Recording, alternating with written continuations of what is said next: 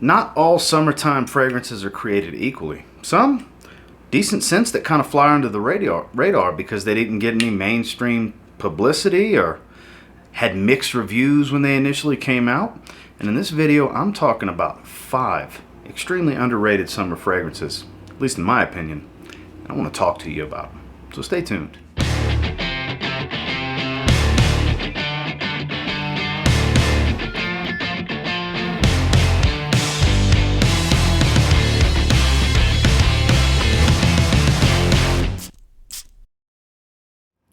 Starting with, at the recording of this, which was my scent of the day, which sparked this video idea to begin with. This is a 2020 release. This is Azzaro Wanted Tonic. Yes, the reason it's got this little plastic sleeve is because it is a tester bottle. Came in a tester box. This got a lot of underwhelming reviews. Performance, nothing special. Average to slightly below average. It does reminisce as a much fresher tonic water type of version of the original Wanted.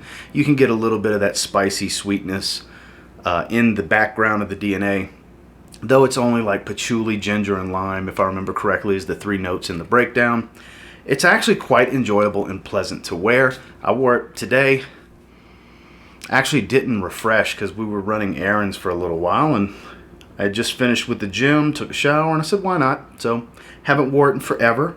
And that's what I wanted. I wanted to wear something I haven't worn in a while that just doesn't get any love. And this was the first thing that came to mind. I searched on my shelf for it, grabbed it, and first spray reminded me how pleasant and enjoyable of a fragrance this actually is. Like I said, it's not some mold-breaking, super crazy, awesome fragrance. Otherwise, it would have got a lot more love. It's a little more on the generic side. It just smells like a very fresh, more citrusy version of the original Azzaro Wanted, which is what they wanted to create. And it's pleasant, it's enjoyable, it's nice, it's not redundant to anything in particular. Nothing really jumps out at me that it smells exactly like. So it's not something where it's, oh, I got 3 other bottles that smell exactly like that. It's not really that type of situation for me, but it is one that was underwhelmed with the reviews it got. It doesn't get a ton of love in the community. It doesn't get much love at all. But it's one that if you can find for a decent price, which I got it for a really decent price, a really good price. I don't remember exactly how much, but I remember the reason I jumped on it was because it was a good price and it was still a pretty new release at the time.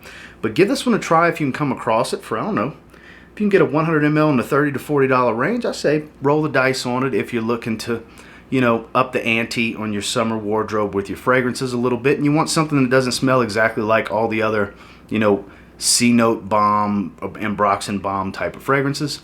This actually isn't that bad. Pretty underrated in my opinion. Azzaro Wanted Tonic. Even though it's been long discontinued at this point, Guerlain L'Homme Ideal Cologne still gets all the love in the line, while poor old little Guerlain L'Homme Ideal Sport just sits in the back wishing somebody would talk about him, spread the love, and get him out there so more people could smell him.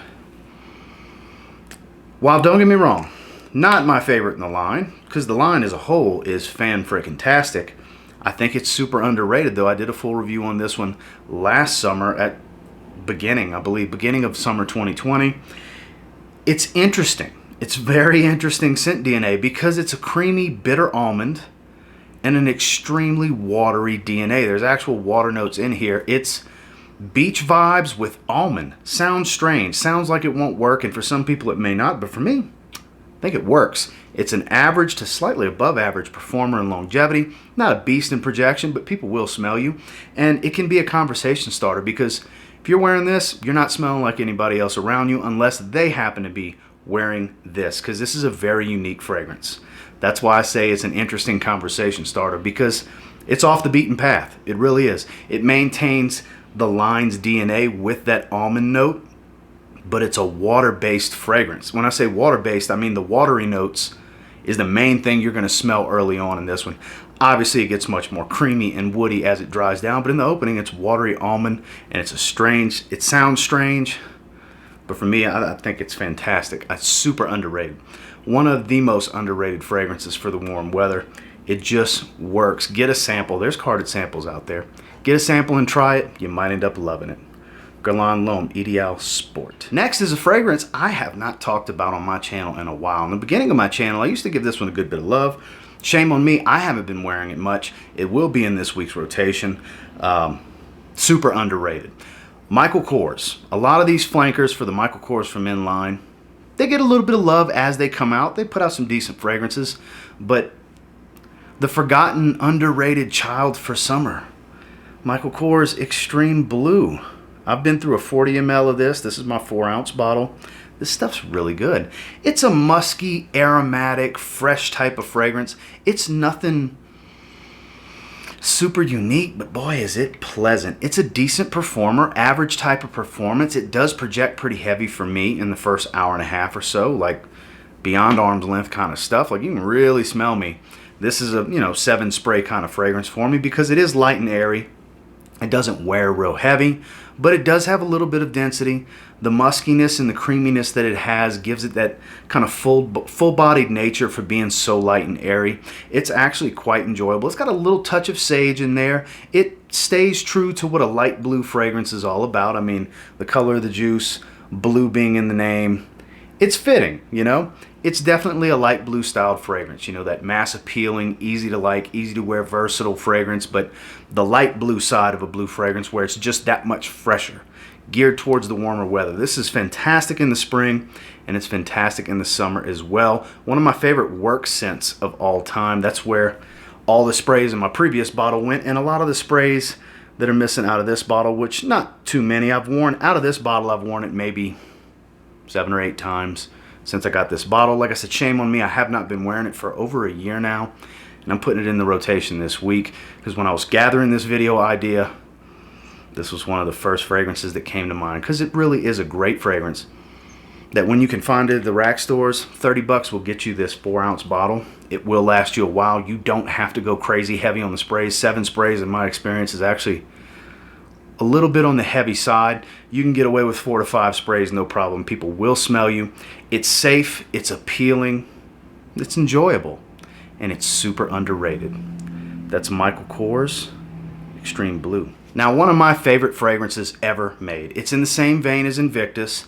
Loose bottles pop up all the time for $13. I'm talking about English Laundry Cambridge Night. This is one of those loose bottles that pops up for $13 at Marshall's all the time. You can see, though a little transparent, it's more mirrored and metallic looking, harder to see through, not as transparent. These aren't bad. Roughly 4-ish hour fragrance. Not a great performer, but it smells great. It smells like Invictus meets Invictus Aqua, kind of somewhere falls in between the two, with some added black currant to add this bitter fruitiness up top that kind of changes it and makes its own thing at the same time. But if you can get your hands on one of these, this is an older full presentation bottle. This is the cream of the crop. I don't know if the newer ones like it still perform like this, but you can see the difference in the color. The original presentation is much more transparent and a much deeper red.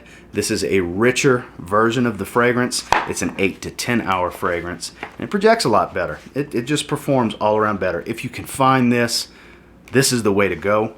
But if all you can find is the $13 loose bottles, that's okay too. It's only $13 and it's a great fragrance. I have one of the shower gels in my shower right now. I love this stuff. This is the weaker performing one I use out the shower when I want to wear it as a daily scent. I have that older presentation 100 ml and a older presentation 20 ml travel size. But I have used this one to run errands. Like I said, if you like Invictus, but maybe it was a little too sweet for you, a little too loud, too youthful maybe, and you want something that kind of polishes it over, not quite as sweet, that bitterness of the black currant kind of tames the sweetness a little bit and adds a little bit of maturity to it where it's not quite as playful while still maintaining what makes Invictus Invictus. Cambridge Night from English Laundry is a fantastic fragrance. It's super underrated. It got some love years ago, but the love killed over. Still my favorite fragrance from the house. I think it's the way to go. And they pop up all the time at the rack stores now. That's what I'm saying. 13 bucks ain't too shabby, even for 3 to 5 hours performance, because it smells great. Don't overlook this one. English Laundry Cambridge Night. Finally, this is one of the more recent acquisitions to my collection. I did an entire series of rack store hunts last week, and this was one of the ones I had grabbed, and it reminds me so much of Polo Blue and Calvin Klein Eternity Aqua. It's a dead ringer for them. I'm talking about Tommy Bahama Maritime Journey. I've been spending some time with this one out the shower recently because I like those super fruity fresh aquatics. Fresh out the shower, they mix well with a good soap and shower gel. And it's a decent performer. 4-hour, 5-hour type of stuff is what I've been getting. It's not super weak, but it's definitely not average or beast mode, because I consider average 5 to 6 hours, slightly above 7 hours range. So anything that's in that 3 to 5 hour range is a little below average for me. 3 hours and below being kind of pretty weak. But this is, you know, like I said, below average. Nothing special, but very enjoyable. If you like Polo Blue, getting a 4.2 ounce bottle like this is cheaper, even from discounters, than getting a 4.2 ounce bottle of original Polo Blue. And it performs about the same and smells about the same. Even though the note breakdown on this one lends you to believe it's not Polo Blue, apple seems to be the only fruity note in the note breakdown, and there's a lot of oak moss and stuff like that. I smell melon, I smell cucumber, I smell watery notes, I smell all those things I smell with Polo Blue and Eternity Aqua. This is a dead ringer for those, and it's a great price for a really big bottle. I paid $30 for this at Burlington. It was worth every penny to me, and it's one that absolutely gets overlooked that maybe you should give a shot next time you come across it. For the summertime, if you like Polo Blue, I think you'll definitely like Tommy Bahama Maritime Journey. Well, that's the 5 I have for you today, and until next time, do me a real quick favor, go ahead and like, comment, subscribe, because I do appreciate all the feedback and I love hearing from you guys. Do you have any of these fragrances that I've featured here today?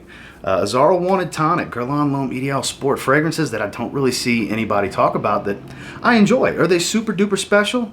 Wanted Tonic, maybe not so much.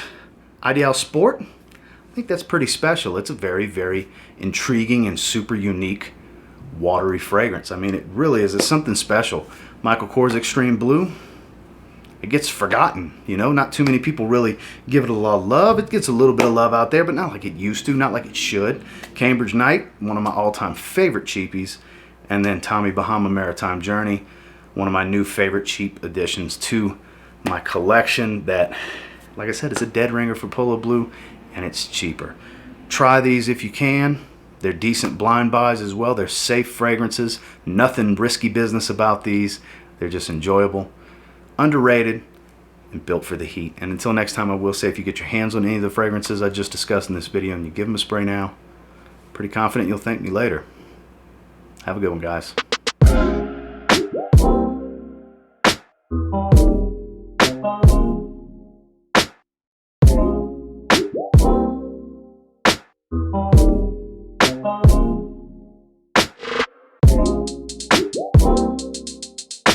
Thank you.